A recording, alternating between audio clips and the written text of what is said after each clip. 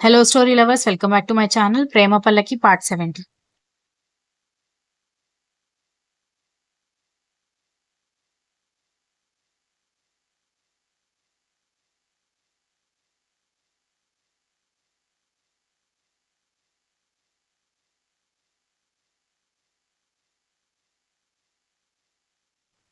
చందన తన వైపు కోపంగా చూస్తూనే కొబ్బరి బోండం తీసుకోవడంతో చూస్తే దాహం తీరదు, అది తాగితే దాహం తీరుతుంది అనేసరికి స్ట్రా నోట్లో పెట్టుకొని వీడొక్కడే ఆ కొంపలో బుద్ధిమంతుడు అనుకున్నాను, కానీ వీడన్నకున్న మెంటలే వీడికి కూడా ఉందని తిట్టుకుంది చందన. తిట్టుకుంది చాలు గాని ముందు కొబ్బరి బోండం ఫినిష్ చేయి, అసలే ఈ పొల్యూషన్ కి ఎక్కువసేపు ఉంటే నా గ్లామర్ దెబ్బతింటుందన్నాడు హెయిర్ నోటితో ఊదుకుంటూ.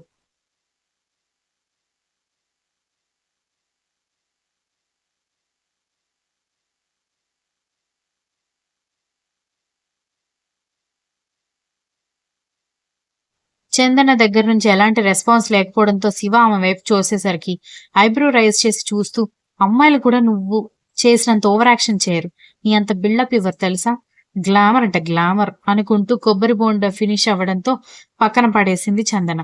శివ బోండం వాడికి మనీ పే చేసేసి బైక్ స్టార్ట్ చేయడంతో చందన ఎక్కి కూర్చుంది.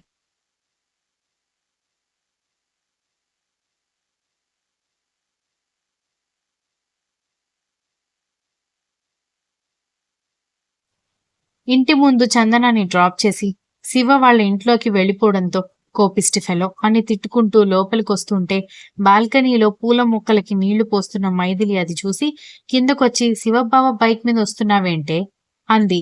పిన్ని చూసేసిందా అనుకొని, ఏం లేదు పిన్ని, ఉదయాన్నే అన్నయ్య వదిలేసి వెళ్ళాడు కానీ నా డ్రెస్ పాడైపోయింది, దాంతో దగ్గరలో ఉన్న ఫ్రెండ్ హాస్టల్కి వెళ్ళి డ్రెస్ మార్చుకుని అకాడమీకి వెళ్ళాను, అయితే శక్తి బావనే మా స్పోర్ట్స్ కి స్పాన్సర్ చేస్తున్నాడంట, శక్తి బావ బిజీ కాబట్టి శివ బావ వచ్చాడు, తన వర్క్ నా వర్క్ ఒకేసారి అయిపోవడంతో నన్ను ఇంటి దగ్గర డ్రాప్ చేస్తానని చెప్పేసరికి ఇక నేను అన్నయ్యని డిస్టర్బ్ చేయడం ఎందుకని బావ బైక్ మీద వచ్చేసాను అని చెప్పింది.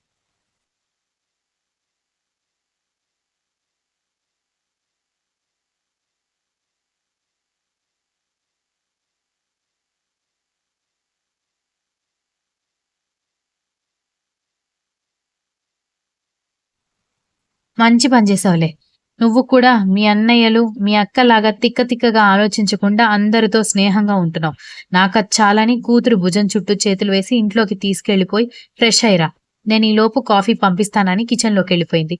చందన రూమ్ లోకి వెళ్లేసరికి ధృతి బెడ్ మీద బోర్ల పడుకొని మొబైల్ చూస్తూ ఉండడంతో తనతో ఏమీ మాట్లాడకుండా బాత్రూమ్ లోకి వెళ్లి ఫ్రెష్ అయ్యి లాంగ్ టీ షర్ట్ వేసుకుని బెడ్ మీద కూర్చోడంతో ఏదో చూపించడానికి ధృతి చందన భుజం మీద చేయి వేసేసరికి జరుగు అని గట్టిగా అరుస్తూ చేతిని విసిరి కొట్టింది చందన.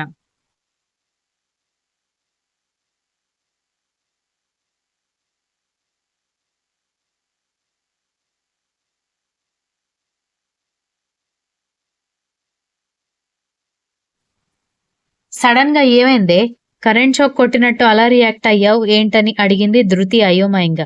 దాంతో చందన అకాడమీలో జరిగింది మొత్తం చెప్పడంతో ఫస్ట్ ధృతి భయపడినా శివ సేవ్ చేశాడని చెప్పడంతో, చూసావా, శివ బావకి ఎక్కడో ఒక మూల నువ్వంటే చాలా ప్రేమ ఉంది చందు, నువ్వే ఆ రోజు సంగీత్లో ఎలాంటి ఫీలింగ్ లేదని చెప్పి బావని హర్ట్ చేశావు, నాకు తెలిసి ఆ రోజు కోపం ఈ రోజు కోపం మొత్తం కలిపి చూపించుంటాడు, కానీ ఉన్నట్టుండి అలా అరిచావంటే వద్దన్నావంటే కెమిస్ట్రీ ఫిజిక్స్ ఏమైనా లోపల క్రియేట్ అయిందా అని భుజం గోకుతూ అడిగేసరికి చేతిని విసిరి కొట్టింది చందన.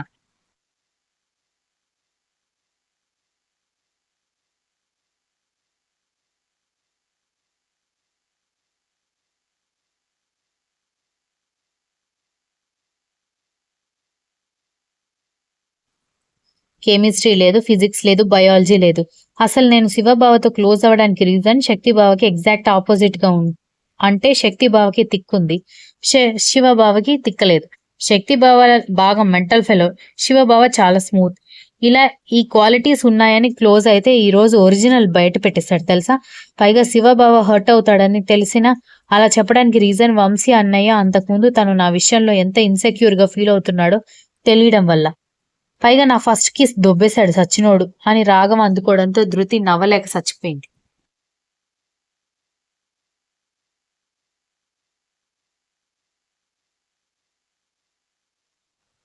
ఇష్టం ఉంది కాబట్టే నిన్ను కిస్ చేశాడు. ఇష్టం ఉంది కాబట్టే నిన్ను సేవ్ చేశాడు. అయినా నాకొకటి అర్థం కాదు. ఆ రోజు బావ ఏమనుకుంటాడో అని కూడా లేకుండా నాకెలాంటి ఒపీనియన్ లేదని మొహం మీద చెప్పేసి వెళ్ళిపోయి, ఈరోజు ఆ హెడ్ గార్డ్ అడిగాడని 2 తప్పులు నువ్వు చేసి, 2 విషయాల్లో నీకు జ్ఞానోదయం కలిగేలా చేసిన బావని తప్పు పడతావేంటి నువ్వు? అంది ధృతి.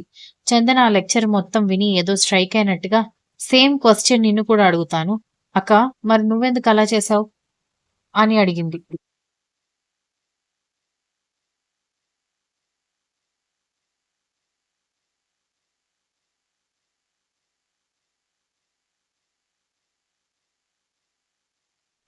వాట్? శివబావ నాతో బాగానే ఉంటాడు. పైగా నేనెప్పుడు శివబావని హర్ట్ చేశాను అని అడిగింది ధృతి. దాంతో చందు ధృతి తల మీద ఒక్కటి పీకి, అవతలోళ్ళకి నీతులు చెప్పేటప్పుడు పనిచేసే బ్రెయిన్ ఎవరి విషయంలో వాళ్ళకెందుకే పనిచేయదు? నేను శివబావ గురించి కాదు, మన అన్నయ్య ఫ్రెండ్ కరణ్ గురించి మాట్లాడుతున్నాను అనేసరికి ధృతి సైలెంట్ అయిపోయింది.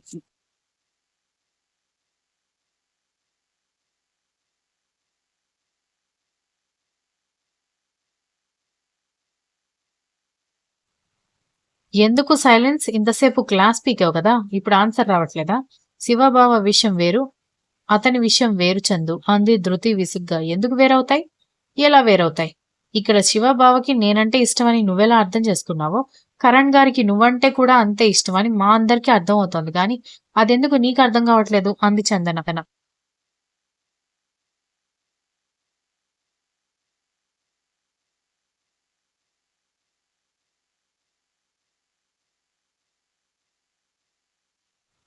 అదే శివ ఇన్ని రోజులు నీతో స్మూత్ గా ఉన్నాడు. ఒక్కసారి హార్ష్ గా బిహేవ్ చేశాడని నువ్విన్ని కంప్లైంట్స్ చేస్తుంటే ప్రతిసారి నన్ను టీజ్ చేస్తున్న మనిషి మీద నేను చిరాకు పడకూడదా అంది ధృతి గట్టిగా. కానీ ఇప్పుడు నేనున్న సిచ్యువేషన్ లో నువ్వుండి శివబావ ప్లేస్ లో కరణ్ గారు ఉండుంటే ఖచ్చితంగా శివబావ లాగా హార్ష్ గా బిహేవ్ చేసి ఉండేవాడు కాదు. నీకు ధైర్యం చెబుతూ నీకు తోడుగా ఉండేవాడు అంది. ధృతి ఏదో అనాలనుకున్నా సైలెంట్ అయిపోవడంతో చూడక్క, అక్కడ ఇద్దరు మనుషులు మంచివాళ్లే కావచ్చు. కానీ వాళ్ళు ప్రవర్తించే విధానంలోనే డిఫరెన్సెస్ ఉంటాయి.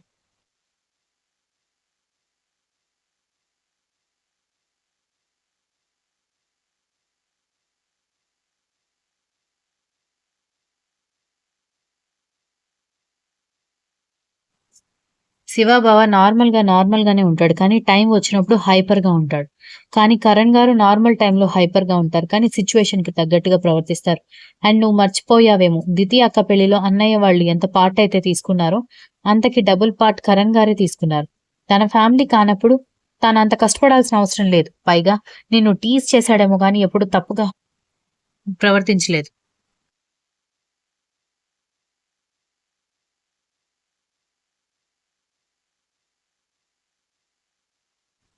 చందన కాసేపు గ్యాప్ తీసుకొని, అండ్ నువ్వు అనుకుంటున్నట్టు కరణ్ గారు రోమియో అయ్యుంటే పిన్ని రావద్దని చెప్పినందుకు, అన్నయ్య రావద్దని చెప్పినందుకు అతనికి ఆగాల్సిన అవసరం లేదు. కరణ్ గారు వెధవయ్యుంటే వెధవలాగానే నిన్ను అప్రోచ్ అవ్వడానికి ట్రై చేసేవాళ్ళు. పోనీ అక్కడ సైలెంట్ గా ఉన్న స్వయంగా బాబాయ్ నీతో పెళ్లి ప్రపోజల్ పెడితే ఎప్పుడూ ఎదురు చెప్పని కరణ్ గారు మొదటిసారి బాబాయ్ మాటకి అడ్డు చెప్పేవాడే కాదు. నీ ఇష్టాలతో పని లేకుండా బిహేవ్ చేస్తాడని నువ్వు అనుకుంటున్నావు.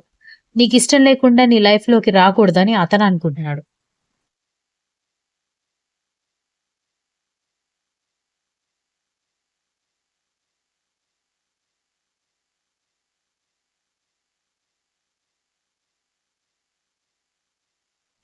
ఇక్కడ ఎవరి హార్ట్ మెచ్యూర్‌గా ఉందో నువ్వే ఆలోచించు. అండ్ ఇప్పటికీ మించిపోయింది లేదక్కా. నువ్వు త్వరగా త్వరపడకపోతే తర్వాత ఫీల్ అయినా నువ్వు మిస్ చేసుకున్న దాన్ని దక్కించుకోలేవు అని చెప్పి కాఫీ తాగడం కోసం కిందకెళ్ళిపోయింది చందన. ధృతి ఆలోచనలో పడి, అసలు ఏం మంత్రం వేశావురా నువ్వు? ఇంట్లో ప్రతి ఒక్కరూ నీ జపమే చేస్తున్నారు. సరే నువ్వు మంచివాడివే కావచ్చు. ఇక్కడ నా ఒపీనియన్‌తో ఎవరికీ పనిలేదా? అనుకొని తల పట్టుకుంది.